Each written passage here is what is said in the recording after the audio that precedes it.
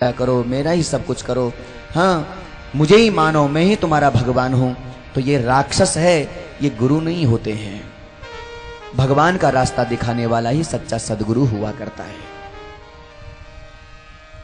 सावधान बालक ध्रुव।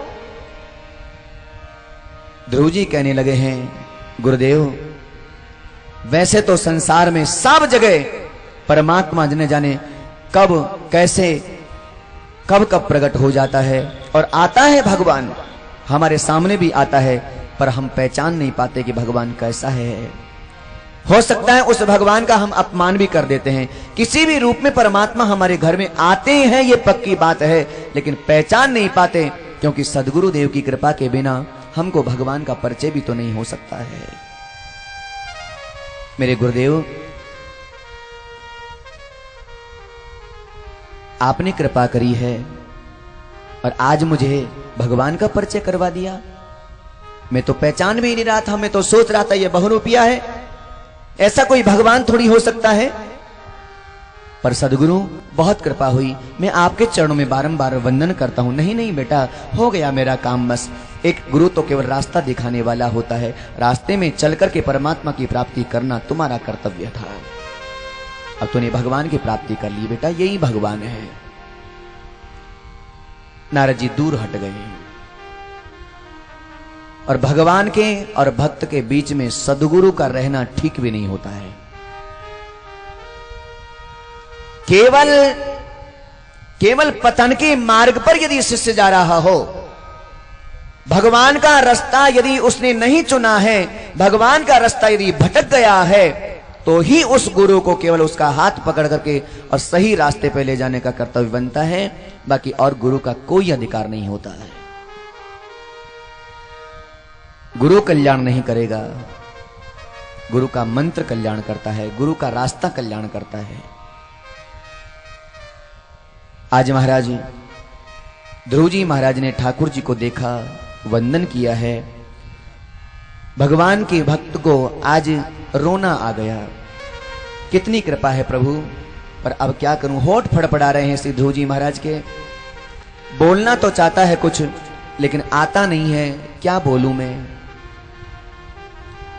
कुछ बोल नहीं पा रहा हूं। किस स्तुति से आप प्रसन्न होंगे, कौन सी चौपाई से आप खुश होते हैं, कौन से श्लोक से आप खुश होते हैं, कुछ नहीं जानता, मैं कुछ नहीं जानता। क्योंकि पढ़ता लिखता तो मुझे पता लगता, पढ़ते लिखते पढ़ने के लिखने के समय तो मैं आज आपकी तपस्या करने के लिए जंगल में चला आया नाथ। अब बोलूं तो क्या बोलूं, मेरे भगवान तुम कैसे प्रसन्न होंगे। भगवान को पता लग गया मेरा भक्त मेरे से कुछ बहुत बातें करना चाहता है, चलो कुछ कृपा करूं। तो वेदमय जो शंख हाथ में था, वो शंख आज ध्रुव जी महाराज के बाएं कपोल पर लगा दिया, और कपोल पर गाल पर स्पर्श करते ही आज ध्रुव जी महाराज तो वेद वेदांत के पंडित हो गए हैं। इतना विद्वान हो गए से ध्रुव जी महाराज, क्या कहें।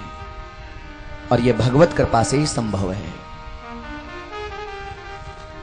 कुछ कार्य ऐसे होते हैं जो साधन से करने से प्राप्त नहीं हो पाते हैं, और साधन करके जिस फल को प्राप्त जीव करना चाहता है ना, तो उसके लिए बहुत परिश्रम करना पड़ता है, बहुत परिश्रम करना पड़ता है, तब जाकर के वो फल की प्राप्ति हो या न हो, फिर भी कोई गारंटी नहीं हो सकती है। पर भगवान के लिए कोई समर्पित होकर के और ठाकुर जी के लिए सब कुछ अपने आप को न्योछावर कर दे, तो भगवान की कृपा से वो सर्वगुण संपन्न हो जाता है। मूकं करोति वाचालं पंगुं लंघयते गिरिं यत्कृपातमहं वन्दे परमानंद माधवम्। उस भगवान की यदि कृपा हो जाए तो गूंगा भी बोल लेता है, भगवान की यदि कृपा हो जाए तो अंधा भी देख सकता है, भगवान की यदि कृपा हो जाए तो लंगड़ा पहाड़ को भी लांघ सकता है। यह भगवान की कृपा से संभव है।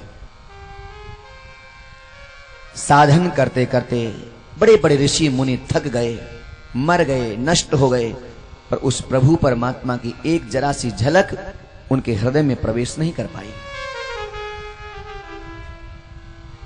पर जिसके ऊपर कृपा हो जाती मेरे प्रभु की, तो भगवान कैसे भी प्रकट हो जाता है और कृपा कर ही देता है। उस कृपा को प्राप्त करने के लिए भगवान के समर्पण की आवश्यकता है। ध्रुव जी महाराज ने सहज में ही भगवान की कृपा को प्राप्त कर लिया और इतना विद्वान हो गया श्री ध्रुव, भगवान के हाथ जोड़ करके और अश्रुपात करते हुए और बहुत सुंदर स्तुति गाने लगा है। श्री ध्रुव उवाच, ध्रुव जी महाराज कहते हैं, योऽन्त प्रविश्य मम वाचमिमां प्रसुप्तां संजीवयत्यखिल शक्तिधर स्वधाम्ना अन्यास्ते हस्ते चरण श्रवण त्वगादीन् प्राणान् नमो भगवते पुरुषाय तुभ्यम्।